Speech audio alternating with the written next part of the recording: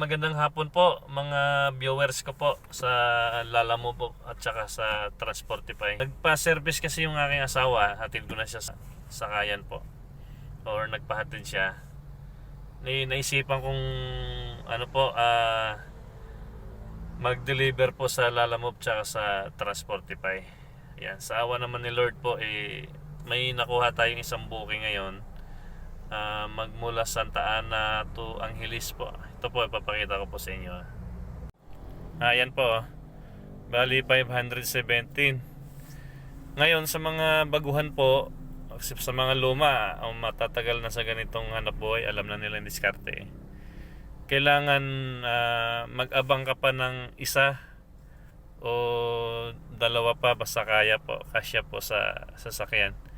Para yung yung gas hindi masayang o para mabawi natin po, para may income.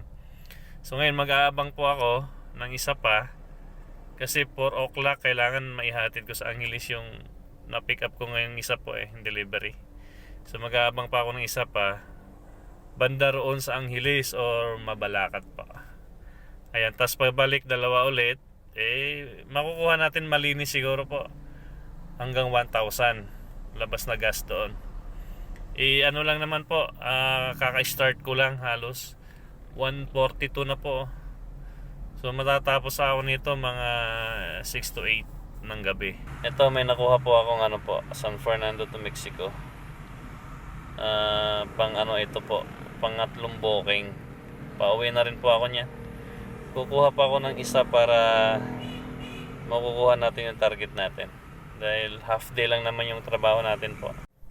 Ayan, magandang gabi po mga kapwa ko po Transportify at Lalamove driver po. Nakarating na ako ng bahay po. Bali ang oras ngayon ay magna 9, 8:57 po. Nakatatlong deliver lang po ako mula kaninang 1 o'clock po kasi sobrang traffic. Ganun pa man, kumita tayo ng kumita tayo ng 1.4, kulang-kulang 1.5. Nag-gas tayo ng 500. Yan, hindi na masama. Kumita na 900. Kaysa bahay lang na wala namang ginagawa, at least kahit pa paano nakuha natin yung pangulam. Ayan, sa mga gustong pasukin yung ganitong hanap buhay po, mag-comment kayo sa aking account. Gamitin nyo po yung aking referral code. Yan po, yun yung referral code po para mas mapabilis yung approval.